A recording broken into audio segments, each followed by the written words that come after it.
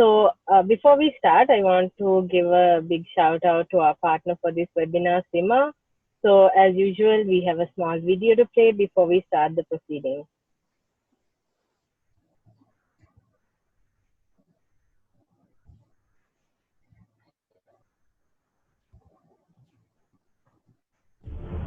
Our story is one of reimagining. Reimagining who you can be, what you can achieve, and how Sima can support you. As technology and digital platforms disrupt businesses, we are reimagining what the profession can be. We've updated our syllabus to meet the expectation of employers, ensuring Sima qualified professionals have the skills to make an impact from day one. Reimagine your career. Contact Sima Sri Lanka.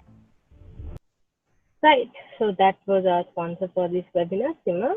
So without further ado, I'm going to hand over the controls to Chapushkar. He's a freelance compier, and I'm sure you have seen him in action in many of our past webinars. He's a really good compier for all of these events. So Chapushkar, you can go ahead and start. Thank you, Banu. A very warm welcome to our distinguished panelists. It's an absolute pleasure to moderate this discussion on reinventing tomorrow. As you know, the pandemic has been a complete shocker, unprecedented in nature, that has had global implications that no one absolutely imagined. Education is one industry that was disrupted due to this crisis, and educators have integrated with technology and conducted online virtual teaching, examinations, and so forth. Interestingly, we have 4 personalities sharing their perspectives, which we very much look forward to. Before we commence, there are a few ground rules that I wish to bring to your attention. For our audience, for questions, please post questions in the comments section and it shall be read out to the panelists. If your question has been already answered during discussion, kindly refrain from reposting the same question again. To our esteemed panelists, I shall be reading out the questions and giving the opportunity to each panelist to share their own perspective. There will be general questions directed to have the perspective of all 4 panelists, and simultaneously more specific industry business related questions directed to each one of you. A time slot of 5 minutes will be allocated for answering each question. Appreciate your kind cooperation towards the adherence of time. So without further ado, introducing our distinguished panelist, Mr. Nikitha Grero, Chief Visionary Officer, Lyceum International School, Ms. Zahara Ansary, Country Manager, Sima, Sri Lanka, Mr. Samath Fernando, Chief Executive Officer, H1 Private Limited, Chief Information Officer of Hydromani Group of Companies, Mr. Banu, Athuruliya, Founder, CEO of Androdollar Network. Good evening to all, and thank you for joining this webinar. Good evening. So let's dive in straight into the questions. How do you think of the present situation due to the COVID-19 virus outbreak, which has had implications globally across industries? How has it affected the education and technology industries in particular, in your own perspectives? So Nikitha, Lyceum International School is a renowned pioneering educator which has understood and nurtured the very best in you. I'd like to first hear your opening. So what's the question again, Chapushkar? Yeah, so how do you think of the present situation? What was the situation again?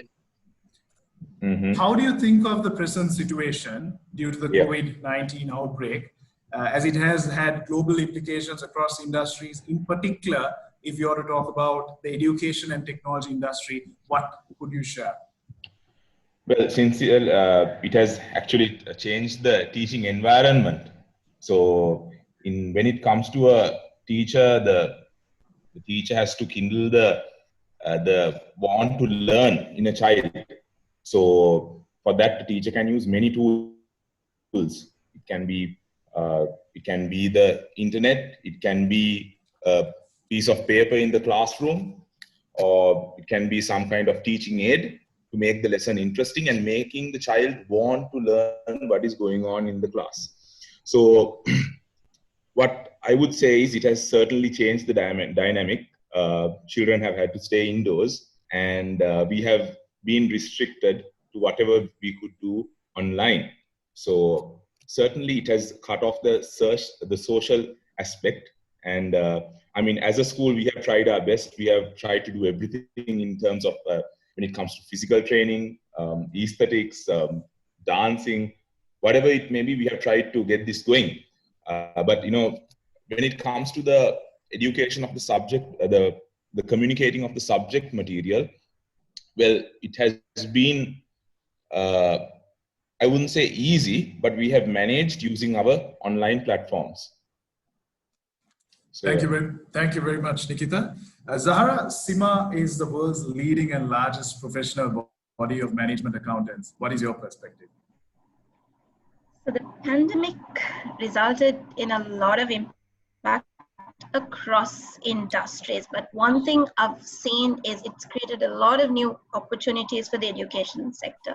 Just like what Nikitha was saying, the educational institutes and schools and colleges across the world had to relook at how they were going to do things, and some of them jumped on it. As you may have heard, there are universities overseas who are now into total online learning. Even for the next few years, they're not looking at physical classrooms until a vaccine is found.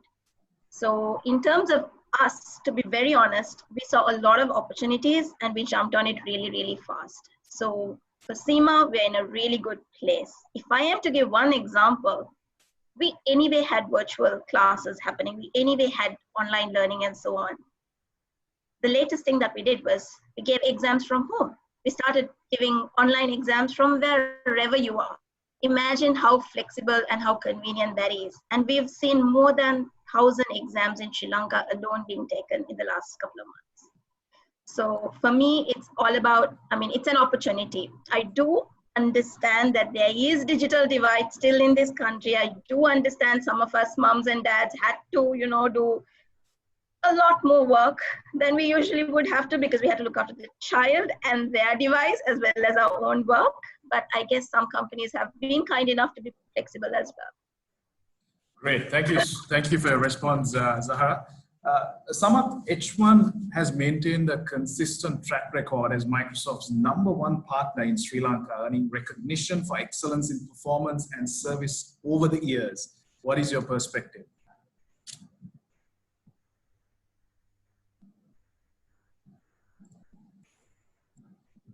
Samath, I think you're on mute. Yes, you are on mute. Yeah.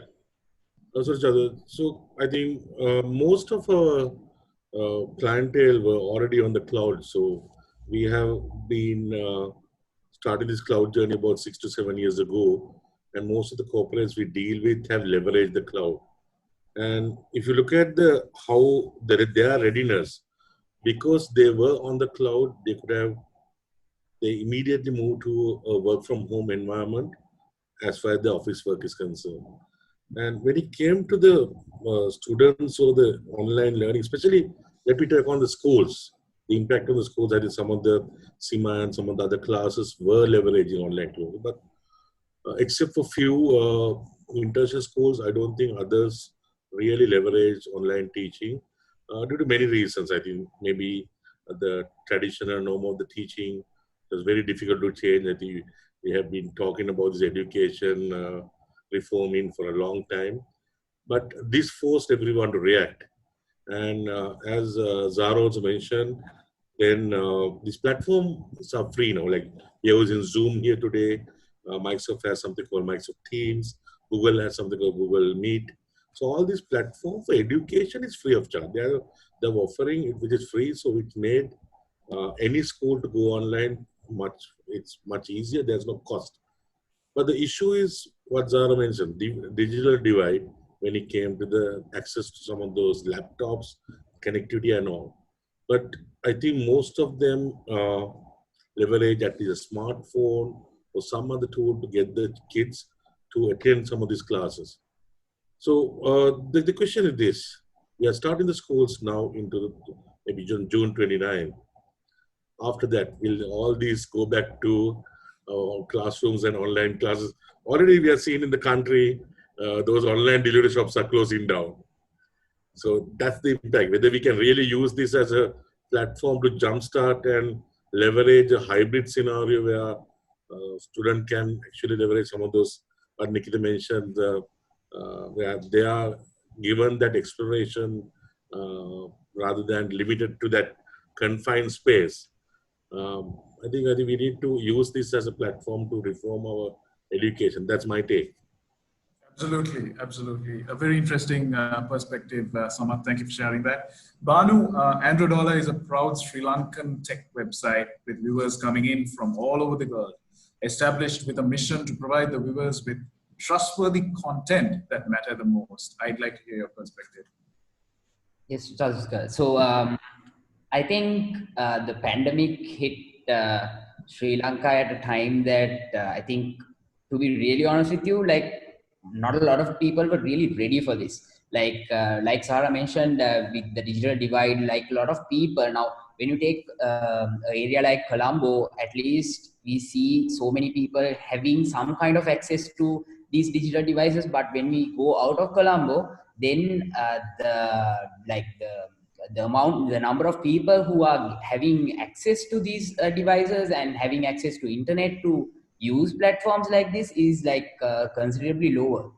So like I think that's something the institutes and schools and the government really have to work on in the future if this situation continues. And like even if it doesn't, I think we still have learned a very good lesson here with this, because now I think now initially before all of this, like it was like the norm to just, you know, you have to go to school, you have to be present in a class to do all of this. But in after the pandemic, we learned that like we really don't need to do that. We can skip all that and still have some kind of access to all the necessary things that, like, you know, almost 75% of the things that you can do in a school, you can just do it online. It's just that we need to work on that accessibility so that everyone gets that opportunity. It's not just the people who can, you know, easily get access to all of these products. So I think that's something we really need to work on in the future. Great, Banu. Indeed, it's important to have an equitable distribution and equal opportunity given to all students. Yes, I absolutely agree with your comments as well. Moving on to the next question, I'd like to direct it to Nikitha and Zahara. Leveraging and integrating with digital tech to conduct online lessons has many advantages. But what are some of the concerns in terms of health implications due to heightened usage of screen time as well as cybersecurity and safety? What guidelines have been taken and issued at school as well as institute level? Nikitha, you're up first. So actually, at Lyceum, we have a timetable. We have blocked out the students very methodically, so the parents know exactly when a child should be online. So like I always say, we use many tools to educate ourselves and our children. So this is just one way of educating, and we must control it. This is not the way or the platform. It is one, just like the English language is one means of communication. It's one way of teaching.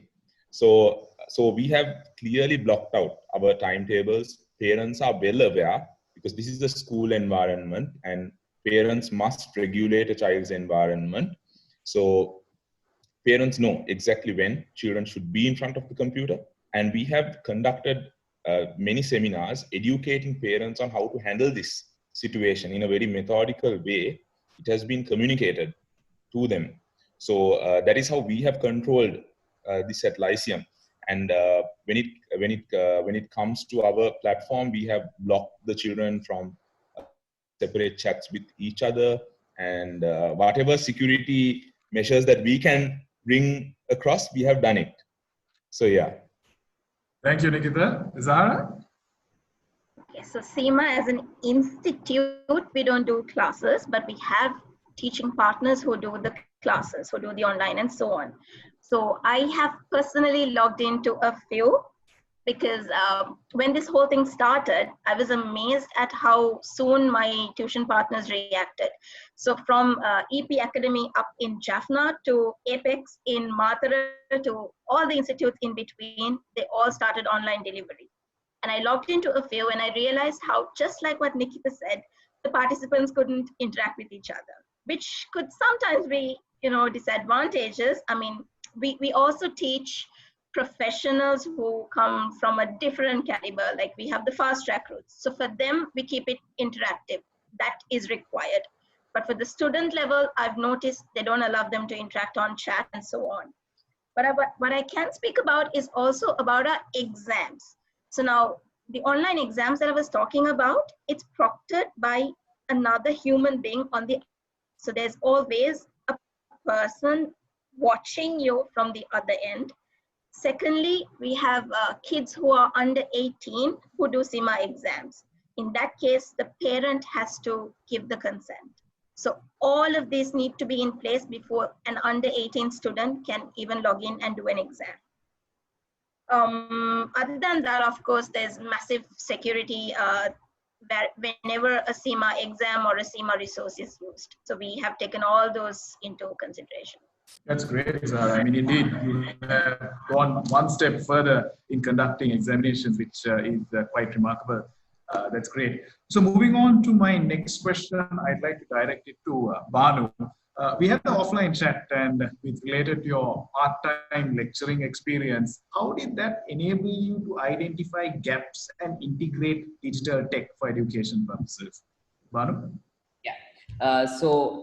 Initially, when the whole pandemic happened and the institutes realized that, we need to figure out a way to like conduct all these sessions online, or like we need to figure something out, because we really didn't see like when this would really come to an end. So because of that, we, like most of the institutes, quickly jumped in and looked for alternatives. And I, like Samath mentioned before, like so many platforms are available online. It's just that configuring the proper platform to make the maximum out of it in a way that won't really interrupt like the initial objectives that are set in mind by the institute itself. So I think the institutes that I do lectures for, they were able to get the platforms up and running really fast, and like even do some kind of little bit of a training session for all the lecturers who are not even familiar with these platforms before.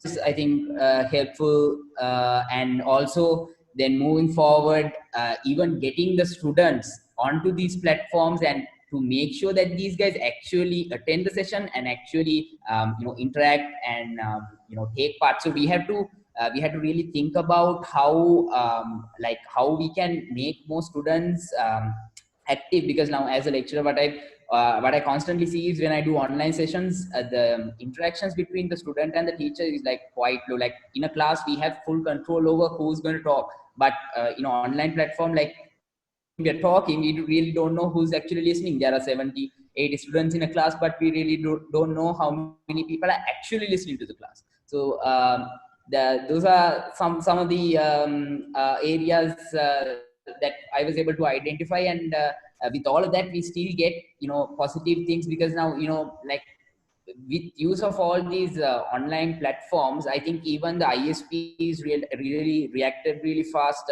I think some of the institutes that I work with, they were able to get free internet for the students for different platforms. So like for an example, platforms like Blackboard, they were able to make sure that with various ISPs, basically if you use Blackboard for online lectures, your data wouldn't get cut off. So it was like free browsing. So that was a good initiative. I think if more platforms can be added to these lists, I think more and more students will be able to make the maximum out of it. That's great, Banu. So for my next question, I'd like to take a cue from Banu's answer and leverage on the next question directed towards Samath. We are talking about digital ethics and code of conduct. What are some of the inbuilt features of Microsoft Teams enabled for these purposes? Similarly, we just heard incidents reported where students have disabled chat features and tried to interfere with teaching activities and so forth. And the question is twofold. In terms of scalability as well, how ready is Microsoft Teams? Okay, so if I just take the last part on the limits, a typical meeting can host about 250 attendees at any given meeting, but a webinar like this can go up to 10,000 people. So scalability wise, uh, if you look at the organization like John Keel's, MAS or Hydromany, MAS has about 10,000 people and Hydromany also about 5,000 people. We use it day in, day out with all our group calls, etc. I think the scalability has been proven because this is the same commercial product, what is used by the corporates, leading corporates in the world to conduct their work is given to the students in a student SKU. It's the same product.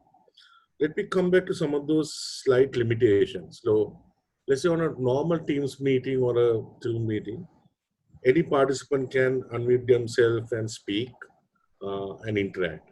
But when we set up Teams for schools, we set it up in a manner where there's a teacher role and there's a student role. Students come in as attendee, where students can unmute and speak, but students can't unmute or kick out the teacher.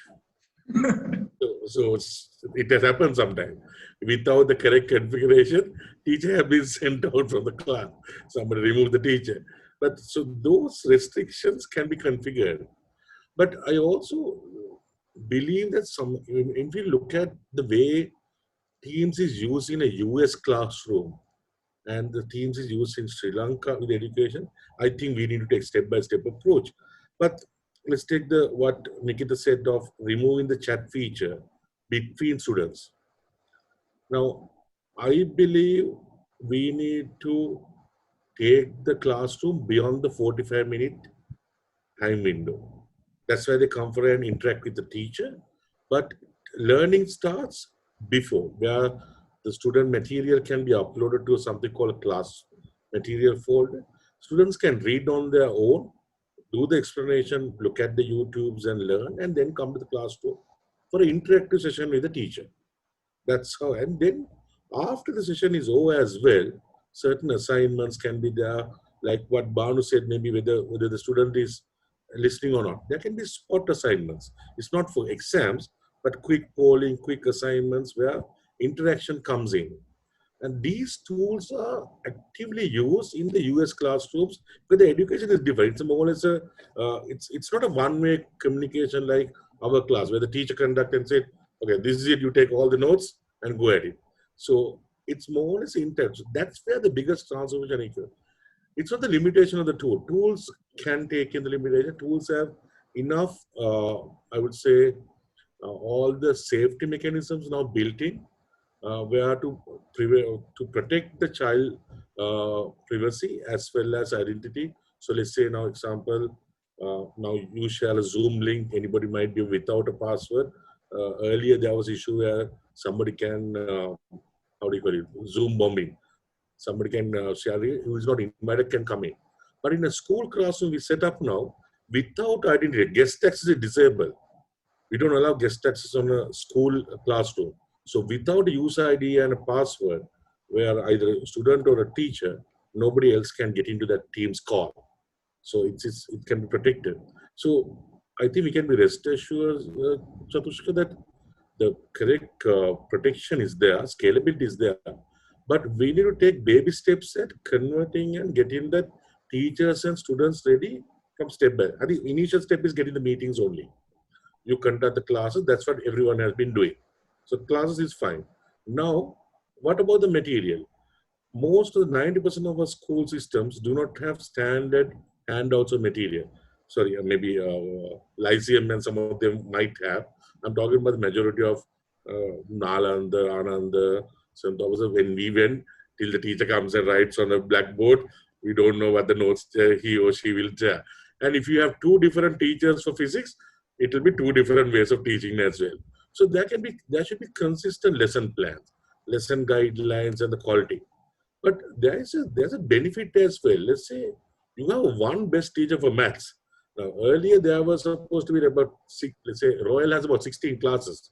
In a one grade, there are about 16 classes, 820 classes. So maybe there are multiple teachers. But here you can create lessons by one teacher where you can maybe teach about 250 students. So that interaction and things, so that scarcity of some of the resources on the best teachers might be not there when you come online. And I think it's the time is, yeah, even some of these Edexcel and the Cambridge exams. My daughter is sitting for the A-levels at museums now. She's doing Edexcel. She has found some of the YouTube classes, proper international YouTube courses, very beautifully explained the concept of chemistry and biology. Students will find some of this content now. And more some of these standardized Edexcel, Cambridge type of things are there. Our teachers would be getting pressurized unless we help them to convert. Digital literacy on whether they know how to operate a computer. Now, a blackboard. How do you give a digital blackboard? Whether a tablet can be given where the teacher can write on it. So now what the teachers do is teachers basically point the camera at another whiteboard or whatever and write. That's not the most optimal way. Use as a Surface or iPad or whatever it is. But some of those tools do not exist, and the cost element is a fact. I have no answer right now, but I think the all boys associations and some of these need to come in, and we need to bring some of these hardware vendors. There are these back to school type of computers available very cheap in US and all. If it's now normal laptop will cost about 100,000 here. But there should be laptops for about less than 30 to 40,000 rupees, which are student friendly. And that will help, Chavis. I think, sorry for a long answer, but I think I'm very passionate about transforming, and this is a good chance for us to reboot and get a student population coming out who are ready to contribute and take on the country to the next level. Absolutely. Thank you so much. That was a very insightful answer, insightful and engrossing answer. Thank you for that. So I'd like to take a cue from your answer and leverage on my next question. And I'd like to have it open to all panelists. Any other factors that you could highlight for the successful integration of education technology and delivery? We spoke about the cost of laptops. We spoke about the significant data cost as well as accessibility. But is there anything else that you think of as a limitation? Nikitha? The thing is, we are using Microsoft Teams, and we did the setup using our IT team. But basically, I mean, I can see that everybody is very passionate about using the online platform, and yes, to a certain extent. But when it comes to education, it's what I feel is we have to build good people and good content, like Samath said, very organized content which we have, but we have to focus on the soft part of things, like building their character rather than personality, and how do we achieve these things on an online platform? That remains questionable, and there are so many restrictions in country like ours. There are so many restrictions, and we started using Microsoft Teams as our platform, and I mean we had to get 20,000 students online and almost 3,000 teachers. So we did that within 16 days, and we got the classes going because like Samath said, we have a very well structured communication system where all classes teach the same thing in a set span of time. And if a teacher teaches, let's say, for example, simultaneous equations, it's taught in the same way across any class and upward. And in grade 7, you are taught in one way, the grade 7, the same method follows. So there is no confusion, which is present elsewhere. So keeping all those things in mind, that those are areas where you can use this, but then there are the sea of limitations that were discussed. And what about everything else? What about sports and debating and the feeling of a person being actually there in reality? You feel the vibe of a person. I mean, I'm listening to every one of you through the speakers on my laptop, But what about the feeling of listening to an actual person? This is about being human. No? We have ruined, I mean, we have developed ourselves so much that we have ruined the environment. We have, you know, we want more and more of everything. We are consuming more than we ever should. And I don't know if this is going to help reduce that consumption in some way, and the effect that we are having on the planet. Yes, we can use that. But yeah, reverting back to your question, in our country, if as an international school, of course, we can consider these Microsoft Teams and all these things. But then at a government school level, at getting education across the country, what I would suggest is, I mean, it can be easily done by having a TV channel, probably for each grade, and you can see it wherever, view it wherever. That is, in a period like this where a traditional school is not available, you can watch a channel, a grade-wise channel, which has us very well structured. But it has to be structured. It has to be, the content must be the same. The document must be the same. One document, island-wide.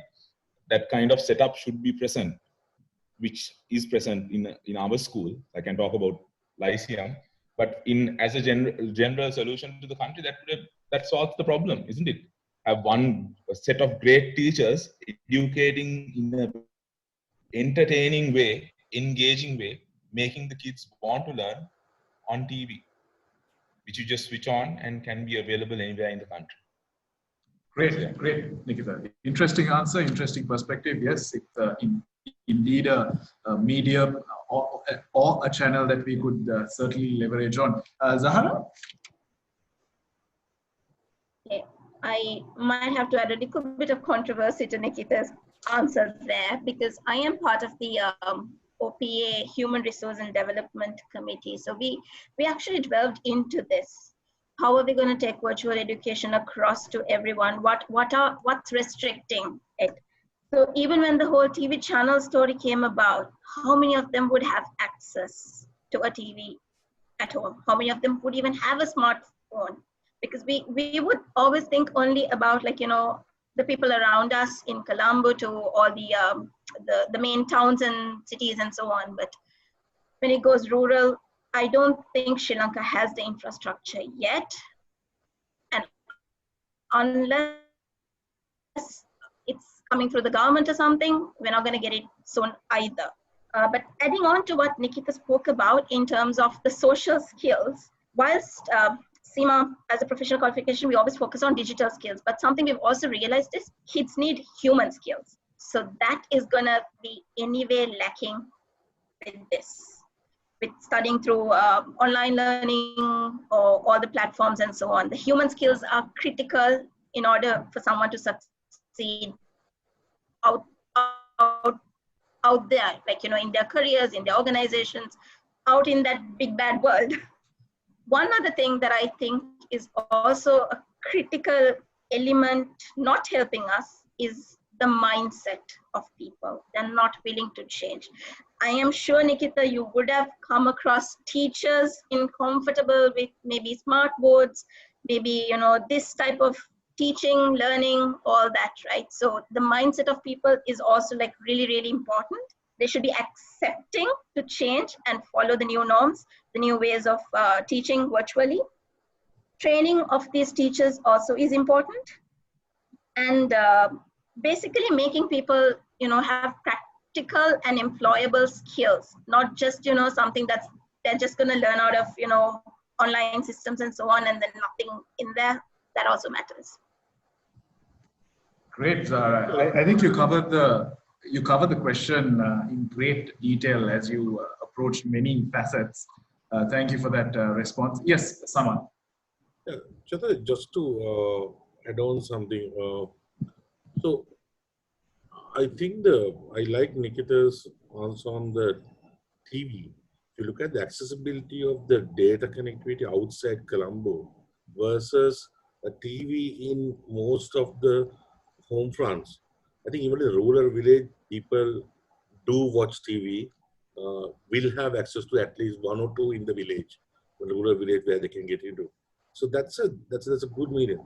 But now I think we need to take a step, I think, page from corporate world.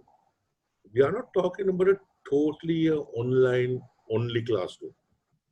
Absolutely, there can be certain thing, but it's a hybrid. We need to look at a hybrid. We need to allow the students to learn outside the school. We need to let the students explore things available on all these worldwide resources. Even let's say, for example, if there's a super maths teacher or a computer teacher, let's say, if you look at the number of schools having a computer teacher assigned to that school. We worked in some of those the rural schools. Most of them don't have an English teacher or they don't have a good computer literacy teacher. And those things can be conducted centrally. A central good resource can send it out. Those schools can have even a TV or just a computer with a projector, where that particular period they can connect to a resource coming from Royal College or coming from Lyceum, like an English rate. So I think that's where we need to be innovative here. We need to think outside the box.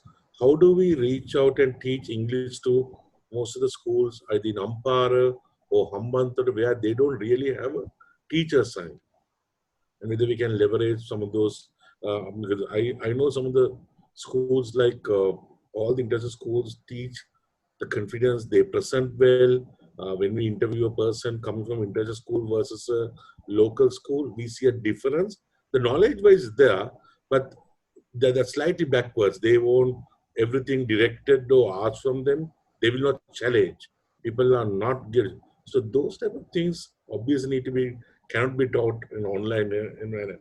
But that's a totally a reform the way we teach the standard. But I believe my main thing is we look at a hybrid situation and also try to leverage and use this online technology to bridge certain gaps which existed earlier in this our total school ecosystem of lack of teachers. I think that's where we can leverage. Even when you start the schools, the people who don't have access to a computer teacher now can have access to a resource coming from a Columbus school. When that teacher teaches the class, there can be online recording of that where maybe another 50 schools can get in touch with that class. That's the hybrid what I'm looking at. With all our meetings today, if we have a meeting in boardroom, so there will be about 10 people coming from the boardroom, but I might be joining from my phone or from my laptop. So those are the hybrids which comes in when it comes to the corporate world. I think we need to take a page from that and apply that to education as well.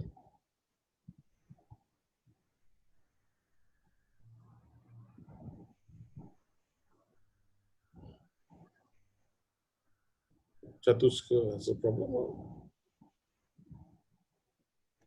I think Chachuska got stuck. Yeah, Probably. he joined it.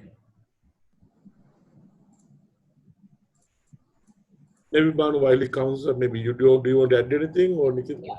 So that's a good point, Samath, that you brought up. I think another thing that I think would be very useful would be now, let's say, now in the normal environment in school, if a student really misses a class or something, there's a very good probability that he might not be able to catch up on whatever he missed. Right now, with now after the pandemic, when even the institutes and universities that I work with, most of them, what they started doing was they started recording all of these sessions, and they uploaded it to the cloud so that the students have access to it later. So let's say for whatever reason, if a student can't join in at that particular time, all these lessons are always available for them. So even when an exam gets closer, they still have access to all of these lessons. So I think that's something that we can utilize from this, from the learning that we had in this time period. Once we move forward, once we move head out of this system back to our normal lives, still I think that's something that we can really utilize, like maybe look into the possibility of recording the classes and have it available for the students. So for whatever reason, when they miss out a lesson, or when they want to re-catch up on those things. So that's something that schools should definitely look into. And also in case that, let's say if let's say a teacher can't attend that session, maybe another teacher can be allocated to do the session even online. So even last minute call, if that need comes, we can even look into those things. If that infrastructure is already ready, like you said, if the classroom already has a TV or laptop or projector in place, that means like we can look into all of those possibilities. Yeah, just touch upon the recording. I think MS Teams, Nikitha can also confirm, is recording available out of the box. Yeah, that's very helpful. We have actually been able to use that when there are families of 2 or 3. They have been able to use that facility, so it has been very helpful. Thank you, Nikitha. Thank you, Samath, as well as Banu. There was a small technical glitch on my end, but I am back. So we touched on human skills as well as employability skills as well. Now, Nikitha, speaking about broadening the horizons of education, what are the plans in store to reform our education system? Lyceum does teach on the national curriculum as well. So how do you reshape the future of the youth, bringing in such skills, which is required today in the corporate world? Is there anything that you could add in terms of what Lyceum has done? Actually, with regard to Lyceum, from the nursery class up to grade 8, we have our own syllabus, which is a mix. Because the traditional education system, it aims to cover, like there are, try to keep this short, a person has 9 intelligences or 10 intelligences. So whereas our education system just covers a very little mainstream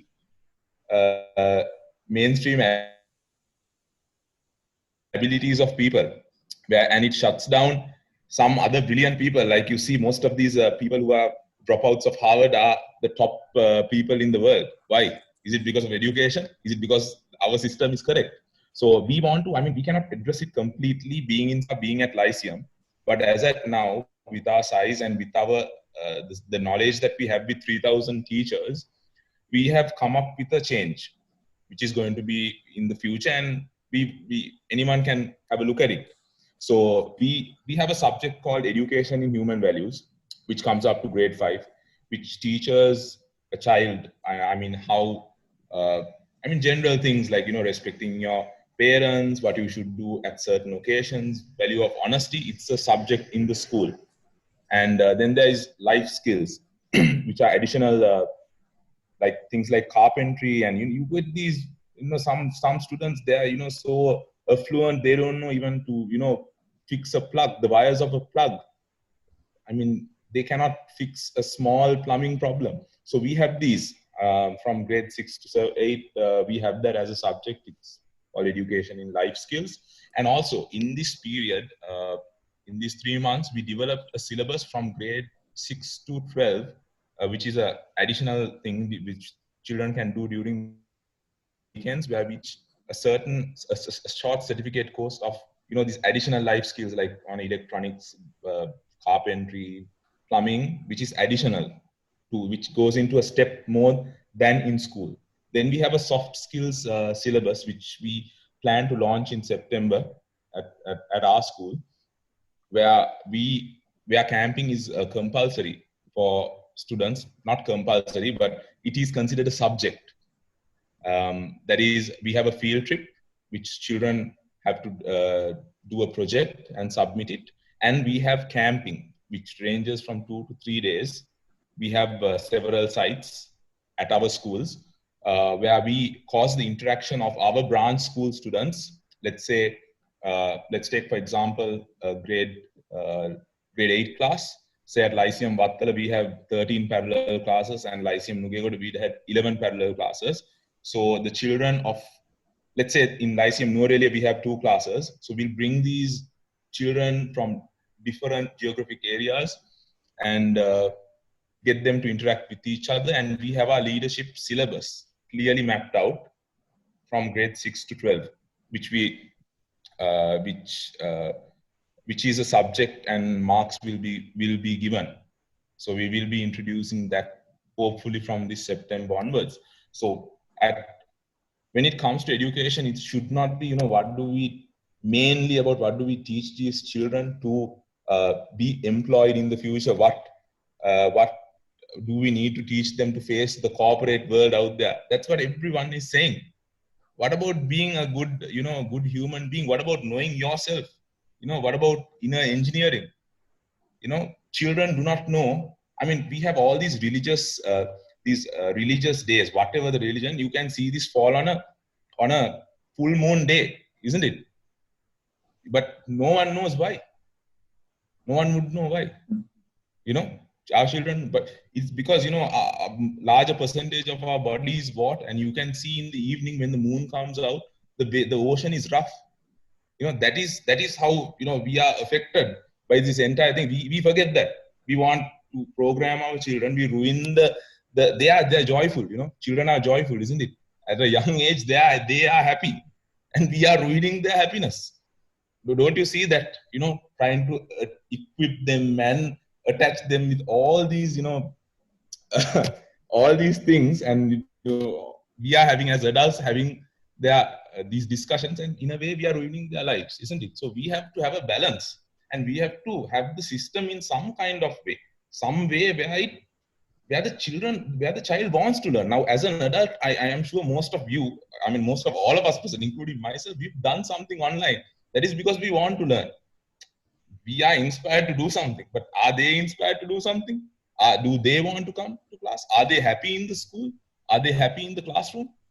Those are things that we should be asking ourselves. And parents, they have their expectations. They am I taking too long? Go ahead. It's an insightful answer, so I don't want to stop you. Yeah, parents, they have their expectations. I have asked. We have these orientation meetings before they put for parents before they enroll children into Lyceum, where we don't market our product. We tell them this is how it is. And I have had parents say, I've asked people, what do you want your son or daughter to be? They have that pre-programmed into their heads, doctor or engineer, whatever. But you see this same child grow up of this same parent, and the child faints at the sight of blood. So parents try to live their lives through children and torture them in the school. Like you get a blue sapphire, and you get a rough gemstone out of the ground, and then you put it into this machine called Lyceum or a school, and then you expect a product at the end. You put it through this production line called grade 1, 2, 3, 4, 5, and 6, and you have a blue sapphire, and you want a ruby that is red color, and no matter what you do to it, it is going to turn out a blue sapphire. Okay, so that is how I see the education system. That is how, at our school, I don't want to market it, but our school has addressed this problem to a certain extent. Maybe we are covering 60% of a child's ability, and providing opportunities for 60% of human capabilities to be happy, to be joyful, to enjoy this life.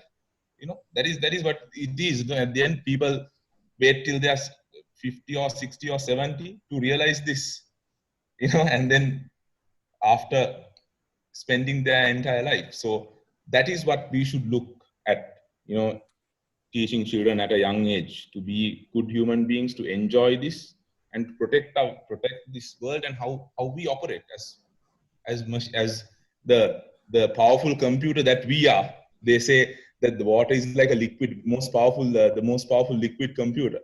So how do we manage this? That is what we should be teaching our children. So yeah. Good perspective, Nikitha. Certainly, this discussion would be up for another day, because it's quite detailed, and there's so much you could talk about. And I like what you said.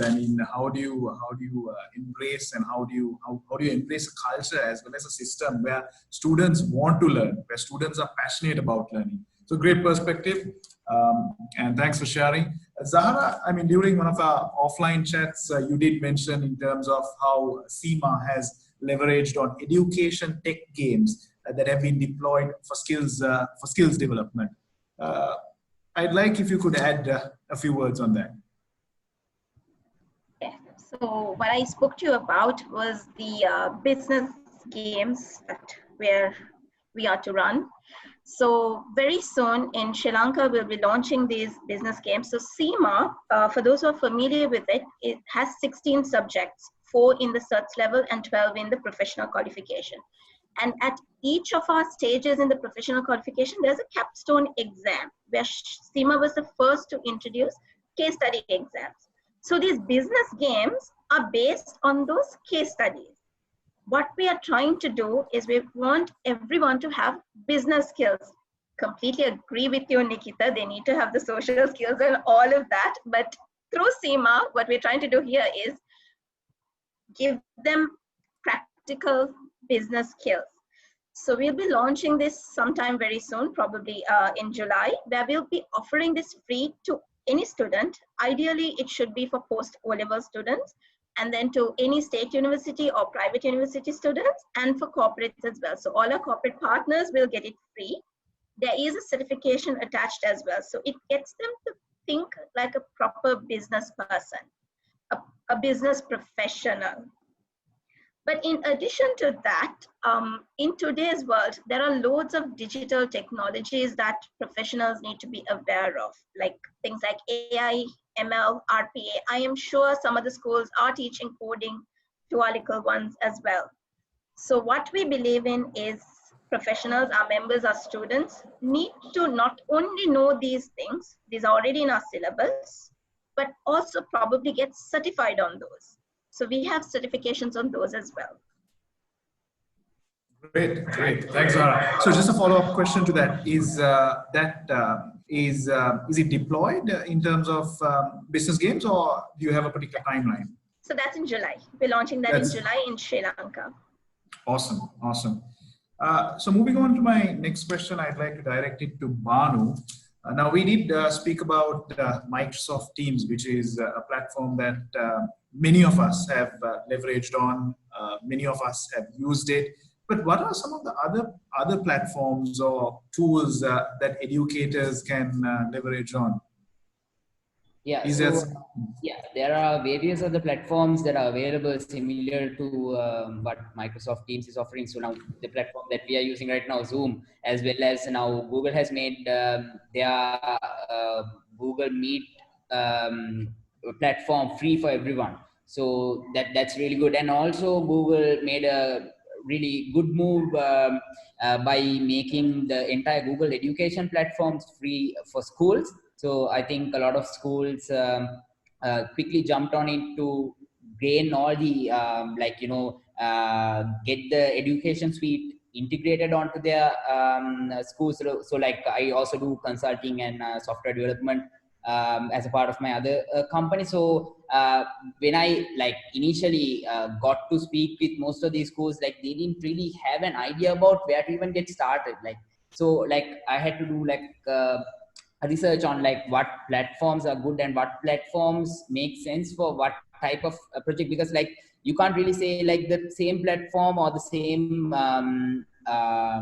thing that we use in a university type of environment would be suitable for a school, because the audience, because the age of the person using also that might really differ. So those are little things that most of the educational institutes had to have a look at. So other than that, if you're talking about other platforms, I think Blackboard is also another platform that is available, but I think there is also another paid one. So right now, if you're looking at the free platforms, I think the Google Meet is, I think, pretty far ahead.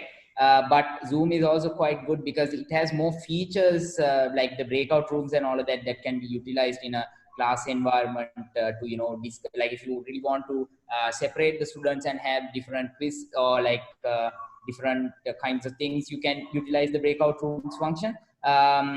If not, Microsoft Teams definitely is also another good thing that is being used by a lot of prominent schools. Great, thank you, Banu. So I have a pile of questions lined up, but I would like to give the preference to the audience that has tuned in via Facebook. So there's a question directed at Zahara. Is it possible to follow SEMA after O-levels, and can it be done virtually? Definitely, yes. So the only criteria for SEMA is you need to be 16 years old, and you can do it online as well. Not only are tuition providers based out of Sri Lanka providing it, but we have global tuition providers, or you can tune into the SEMA study planners as well. So yes, that's available. Okay, great. So I hope that answers the question. Moving on, I'd like to direct a question at Nikitha. In terms of geographical location, now Lyceum has Lyceum has 8 branches island-wide, predominantly in the Western Province, and then the North Central, and then the Central Province. Was the effectiveness of virtual online teaching and embracing digital tech to conduct online teaching different from region to region? As an education provider, were you able to provide an equal opportunity to everyone? I think there were difficulties in certain geographical locations in terms of connectivity. Even in terms of the affordability to certain parents, they were restricted. So it certainly did have its implications. But we were, since all our teachers are aware of what they have to do every week, and for in a span of a year, everybody knows what they have to do on what day at which week. So based on that, we are able to maintain the consistency of the speed of education and get the job done. But then we could not address the fact that parents were not able to provide a device for a child. So that would have been a restraint. Thank you, Nikitha. That would have been a problem. Yeah. Thanks, Nikitha. So my next question, I'd like to direct it to all our panelists. Would you be continuing to use and incorporate online teaching when schools reopen? Certainly an advantage of online teaching is that it offers a flexible approach, but there is limitations in terms of engagement as well as interactions compared to traditional classroom-based learning. What is your perspective? Would you look at a blended learning model? How would you weigh the pros and cons between both learning methods? I would like to get the suggestions from the 2 tech experts as well. So if I can have Zahara first. So certainly, yes, we will continue with focus on online learning. In fact, during our offline conversation, I was telling you, Chatushka, about a new thing that's going to come up. Unfortunately, we're not able to talk too much about it, but the good news is that SEMA has its own online platform that takes into account adaptive technology to teach SEMA almost completely online. So not only can you learn it online, you can do your exams online, and you can progress no matter what happens. Even if it's a lockdown, it doesn't really count on a lot of other factors other than the fact that you need to have a proper connectivity in place and of course your attention.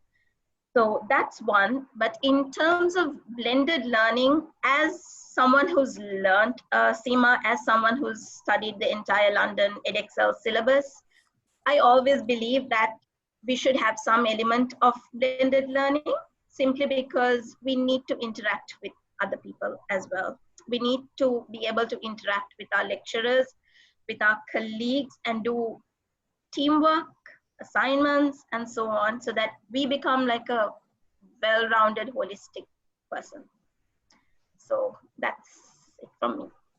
Thank you, Zahara. Nikitha?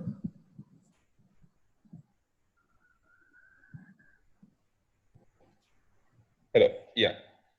This is, what is it about again? So if I just summarize the question, if I summarize the question, what is the way forward? Would you adapt to a hybrid, blended? Go ahead. Actually, we have this online learning, and ERP has been part of the plan since about a year ago. So what we will be doing is using a blended approach, because there is no way out of at Lyceum, it has been a strict rule where we do not allow, I mean, though children are on social media, we have it as a rule that they cannot be on social media. I mean, they would use another name and they would go ahead at it. But then we are considering all these things with, for changes in the future with the rest of the management. So we are coming to a collaborative approach on it. So, but we have to consider modern ways and new technologies, platforms. All these things should be considered, but as tools, and not the method of communication at the school level. But I mean, at a university level, of course, you know, like at SEMA, it's a wonderful thing. But at a school level, considering the child's development, a more personal, interactive approach is you have to be more caring. A more caring sort of, it's what can I say? You know, you are as a teacher, you are the father or mother of a student in the school, isn't it? There are so many other things. Every one of you has that. Every one of us has that teacher that we all remember and look up to, isn't it? Who has changed our lives. So that role, I think, would have its limitations online. Not completely. You can do it, but yeah, it would be a blended approach. Thanks, Nikitha. Samath, I would like to hear your suggestions. I think my view with the blended learning is here to stay. But I like to, I think, due to the limitation of the digital divide and the accessibility, but you all discussed, it's not going to go beyond Colombo. That's a fact. Most of the schools, with whatever we enable, I don't think they have the toolkits to really do online training. I think that's why the schools have been started. But if we can slowly get somewhere, keep on working at it, keep on creating content, because once it's digital, you create it once, it can be reused. So that's the power. That's what I think Tesla, Lyceum and them are using. One lesson plan, one identical. So it says on the first week of the peer, on the first Monday, maths period, what to be taught. And all 15 classes will do that. And that's where even the parents will have visibility on the progress. But one thing I like to touch here is, now even as a parent, because I have a 15-year-old kid, these digital tools can bring us closer to some of the school teacher. Because now those days we are used to connecting with the parents and the teachers. Now it's very, very difficult. Even if you want to meet up with the teacher, there are so many restrictions by the schools. My daughter goes to a different school, but it's almost impossible. I had to go there. It's just a major hassle. But with these digital tools, I think we can bring at least a monthly or even a quarterly connect with the parents and the teachers. One typically talking, but not in the classroom exam results we get, but typically about the child. What are good, what about child. So we can have that conversation where we can bring in that blended, even the parent teaching, which is happening at the home front, and combined with the school teaching system, which is the best way to develop a child. I think honestly that connectivity between all the classes and the teachers and the parents have been broken over the last 10 or 20 years from the days we were there. Now it's almost impossible. You can't even walk into a school. It's like a Fort Knox. And it's so many this thing. And it's like, okay, no, it's either their way or this way. So we can't even ask a question. It'll be taken with the wrong attitude. So I think those things need to go out. You need to have more flexibility and visibility on where the child is, where the syllabus, what is the syllabus going on, what is being taught next week, they're taking a leave, how do we catch up, the notes accessibility where we can teach as well. So that transparency, the digital tools can bring. I don't. So that's a change a school system can take in.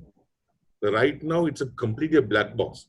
What is being taught, and we will only know from the notebooks what my kids have, what is being taught next week, or what she has missed out if she missed out a class. I honestly think the digital tools can, while the online learning where there are limitations, the digital tool and the transparency and the syllabuses, proper planned syllabuses and where things are, can take this education conversation a long way.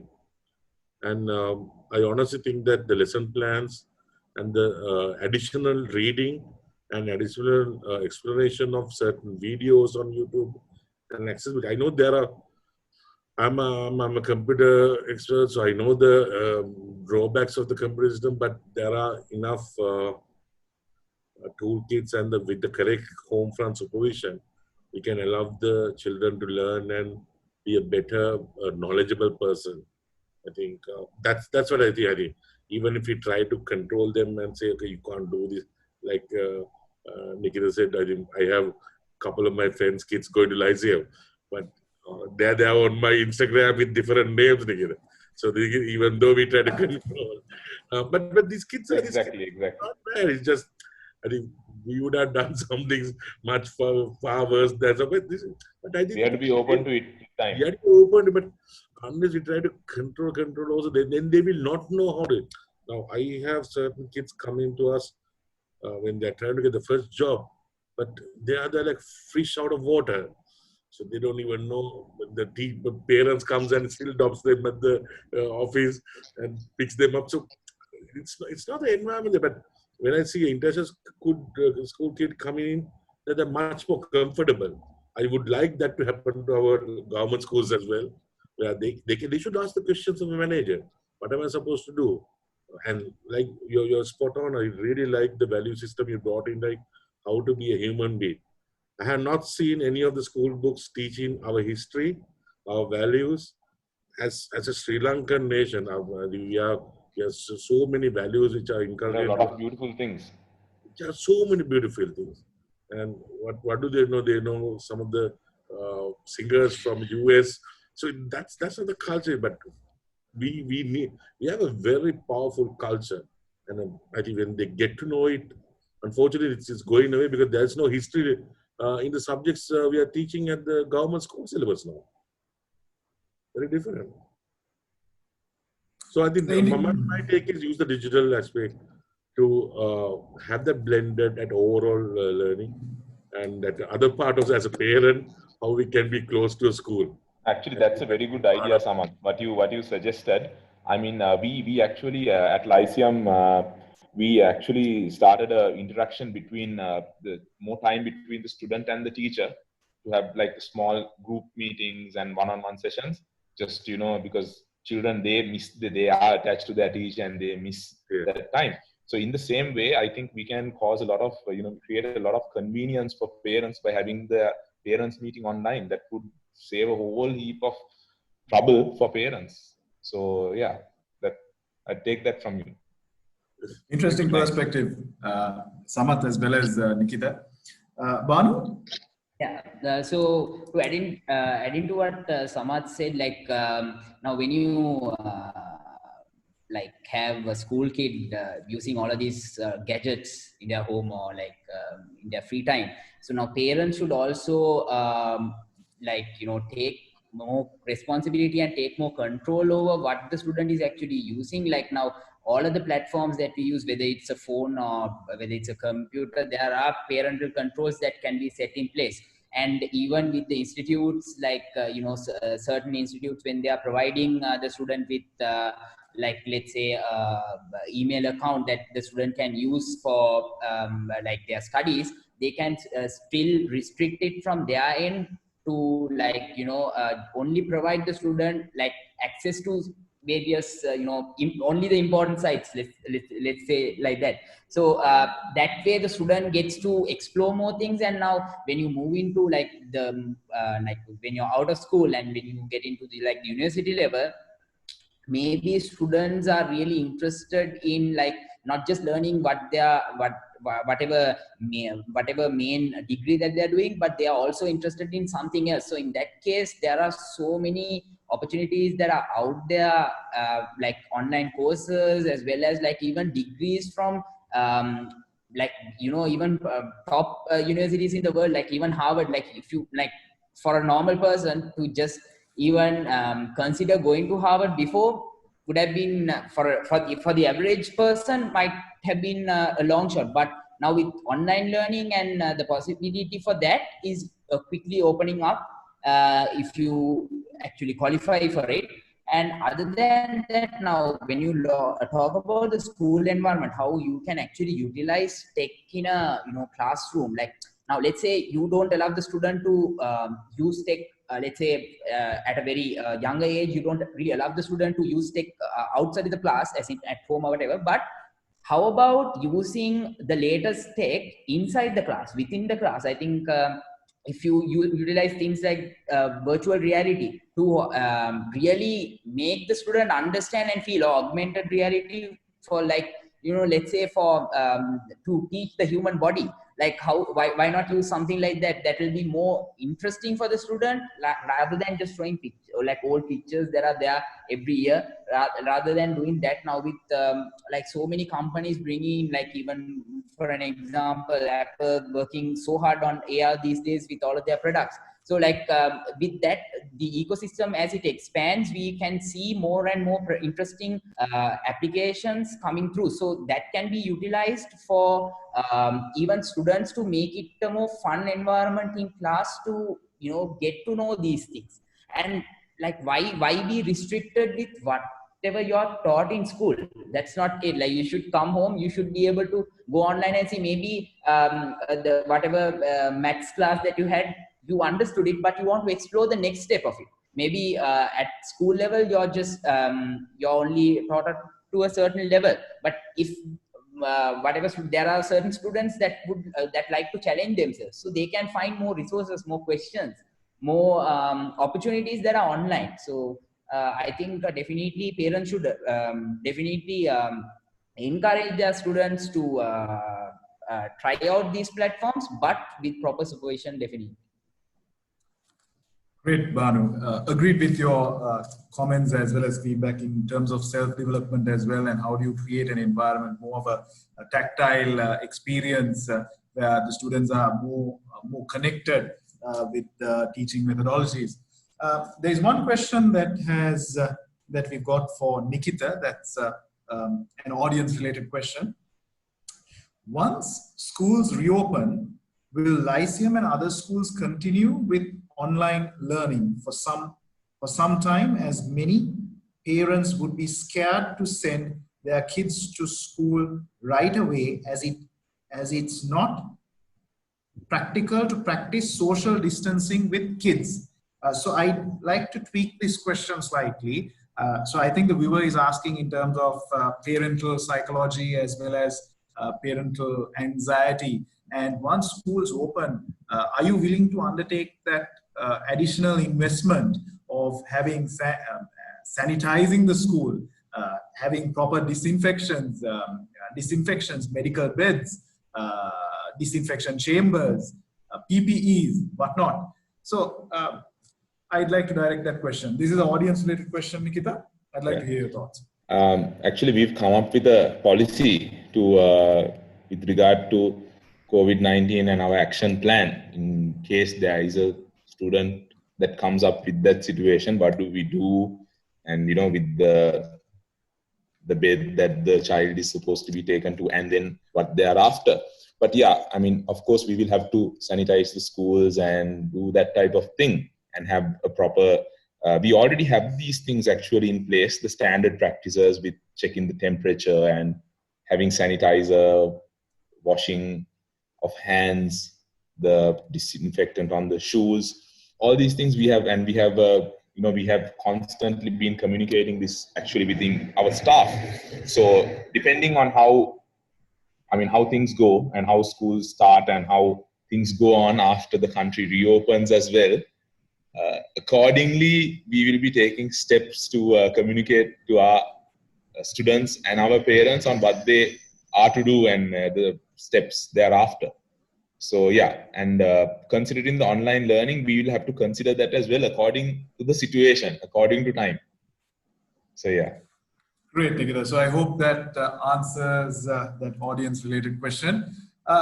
So I've just gone through the pile of questions, and I feel that we covered majority within this short span. So I would like to raise my final question. Do you believe that there is a bright perspective for Sri Lankan education with the integration of technology in Sri Lanka. Is there any other concluding remarks, final advice that you would like to add with the audience? I'd like to start with Zahara. Thanks, Shata. So I do believe there is a bright future ahead. The only request, if at all, having done a bit of research into this, is that I think there should be private-public partnerships coming into play to assist more technology in education. The government on its own cannot do it. We've heard enough and more about 6% for education, right, in terms of budget and so on. I'm not an expert in the budgetary side of the government budgetary side of things, but I believe PPPs will be the way forward. And who is gonna benefit out of it? The corporates, right? The organizations at the end, if you have a good talent pool. For one, we know we have a lot of SEMA members who migrate overseas because they see better prospects outside. SEMA is actually taken up mainly because they can easily migrate to Australia, Canada, UK, and so on. Why not retain that talent here? Why not stop that brain drain to some extent at least? So what I would believe is this is an amazing opportunity that has fallen into our laps right now. The government, along with probably some of the companies, should get together, should invest, and certainly the international schools, the ones who can afford to, should continue to have this blended version, but more towards virtual, because that will help in the long run. We don't want kids who are just gonna buy hard stuff or, you know, just learn something like that and then pass the exam and that's it. No, we want people with practical skills. Like I said before, employable practical skills. That's great, Zahara. I mean, that was a captivating as well as a visionary response and feedback. Thank you for sharing your perspective. Banu? Yeah, I absolutely agree with Zahara on the practical side of things, because like that is something that really needs to be taught to all the school students nowadays. Like Nikitha said, like in Lyceum, how they teach various little skills that like a grown out man or woman should know in society to properly live their life. And also to add in based on the conversation that we had, like something that schools and educational institutes should look into is also to provide more support to like the teachers who are like some I've seen from the consultations that I've done, like some teachers are really not comfortable in this online platform still. So like to provide more support for those people to get comfortable with this, and for them also to really be able to like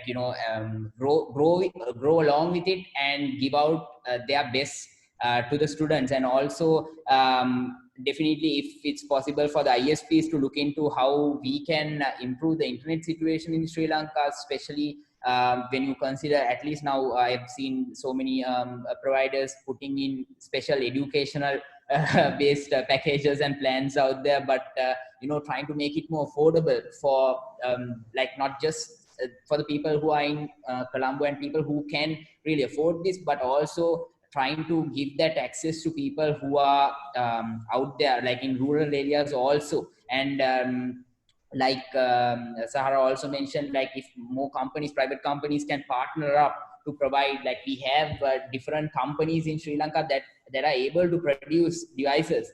So if they can try to, I've actually seen a company that makes a 20,000 rupee laptop in Sri Lanka, that's made in Sri Lanka. So if we can motivate companies like that to actually get at least a few devices to at least these rural areas, and like a proper person who can train and teach these people, even those people will be having that seamless experience. And like we won't only be getting people from just like we won't only be getting people who have access to all of these coming out into the society, but also people from all over Sri Lanka. Because we if there's something that we have seen in the past, it's that Sri Lanka is a country where we have talent all over the country, right? So we have to give give that opportunity to everyone. Equal opportunity should be provided to these people. And also something now, this online, like going digital has taught us is how much time we can actually save by doing all of these things online. There's no traveling time, there's no time like setting up the projector or whatever. You just come online right on time. If your session is at 1:30, you join in at 1:25, make sure all the students are there, and then you can just get started, and without wasting time you can get your stuff done.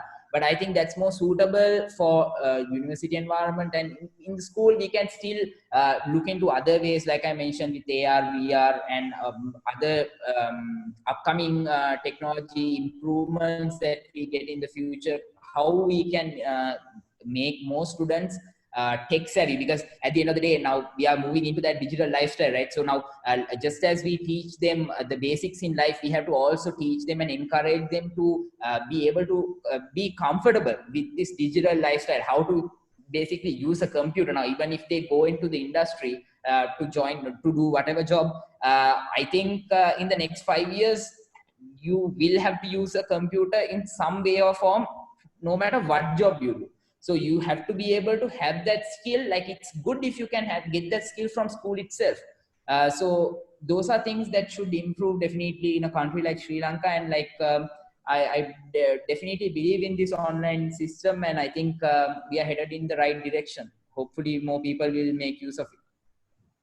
Thank you, Banu. That was an insightful feedback and concluding remarks.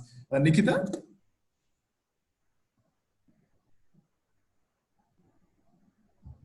Yeah. Chachuska, do you want the answer towards the, like, as a country as a whole, or? I would say a country as a whole, but you could certainly add in with Lyceum as well. From my point of view is, with the situation in the country, we have to be practical and think what we can do. We can be on Zoom and have this meeting, but we have to think how we can reach everybody in a practical way. So what I would suggest is, when it comes to technology, we should use proper methods of data gathering of children. That is, one thing, as Samath said, is the content should be methodical and available to everybody, to parents, to teachers, to everybody, with island-wide proper syllabus and proper lesson plans and so on. In addition to this, the children's performance there should be some method of evaluating this data, the marks of the students, and a proper examination system. For example, at Lyceum, we have monthly tests. We have monthly evaluations where the marks are uploaded onto the system. And we have a semester examination where we are as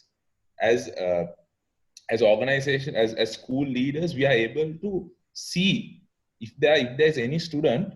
What we measure is progress of children, not the performance, as in not whether the child gets an A, but if the child has got 30 marks last time and got 35 marks this time, that is considered progress.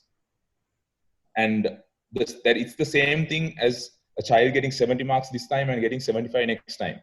And we have set up parameters that if a child consistently is showing a drop of marks, we have to look into this matter. So it shows up on a dashboard. It shows up. It pops up to us that these children in this school have performed on 2 occasions consecutively. He is getting lower marks in a certain subject.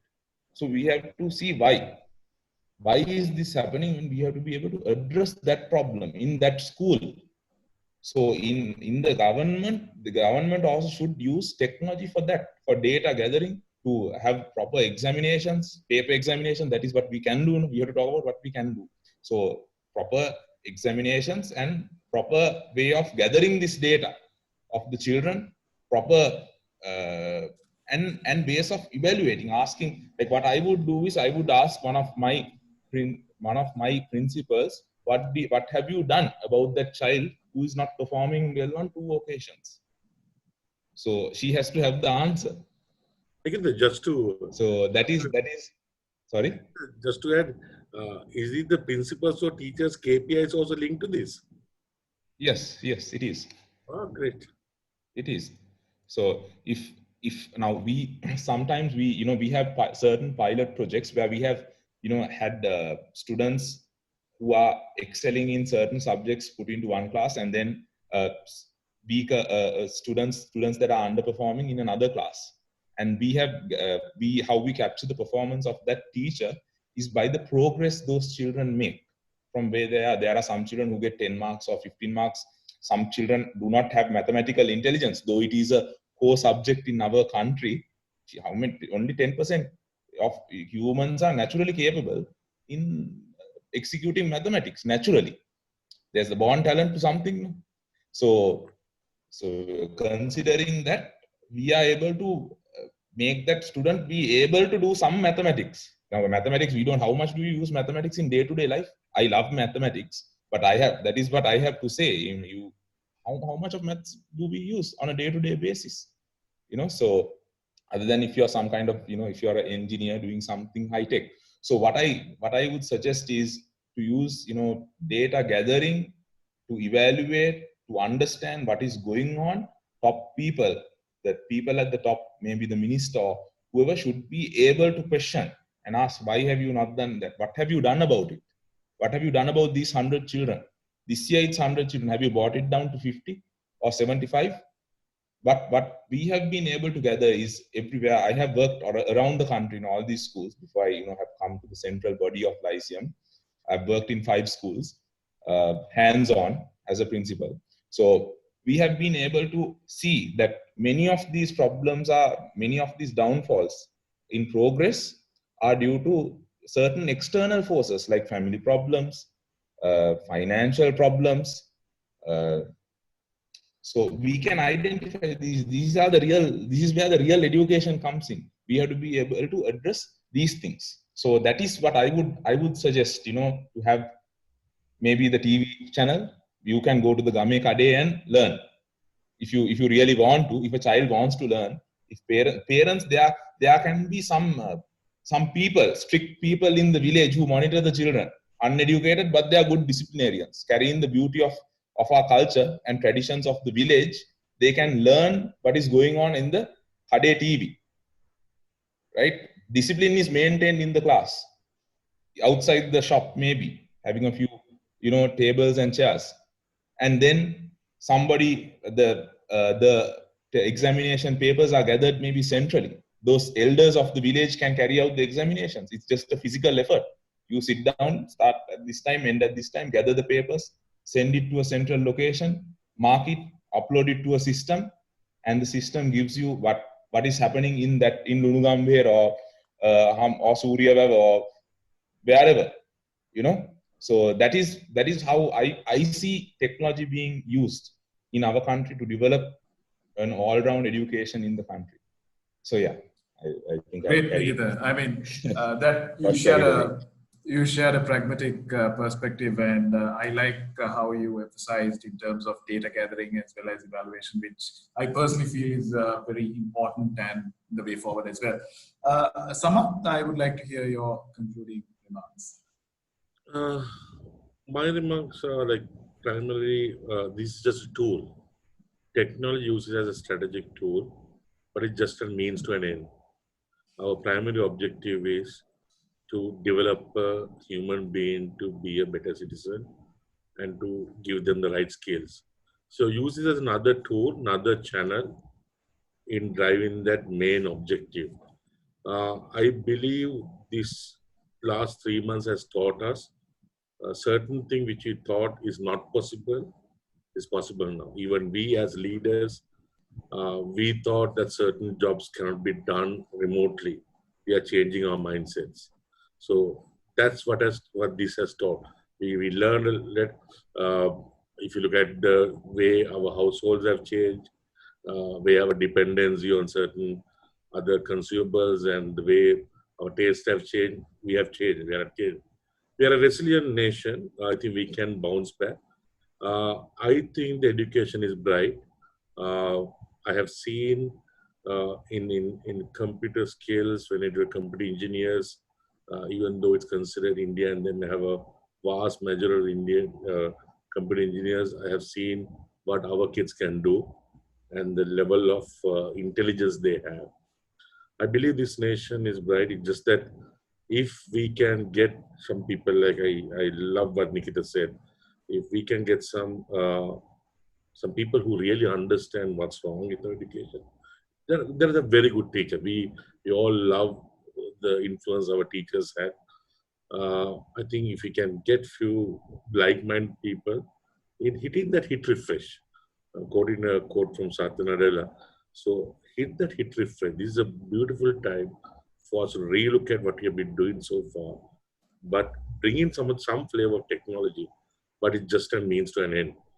I like the Kade TV as a better option than a Zoom or Teams meeting, but bring out the best in our teachers.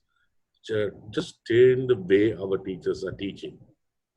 That's a huge task, but I believe our teachers will also be understandable, and I'm very optimistic about my child's education and her future. She's much brighter than what I was in 15 years' time. I didn't know those things. So we're going to see some of the questions he's asking. I wouldn't have asked my father. So I think that's it. We're in for a bright future. Our kids are much more knowledgeable, and the country, the next decade, with the digital transformation happening, will be able to take over the global challenges. That's what I believe. That's great. Thank you so much. So that was a very positive and hopeful in terms of education.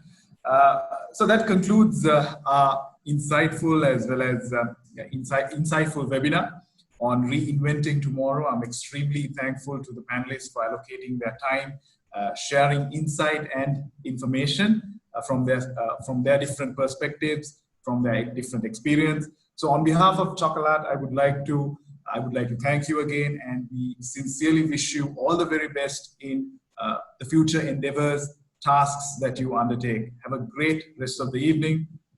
We'll keep in touch and hopefully see you soon.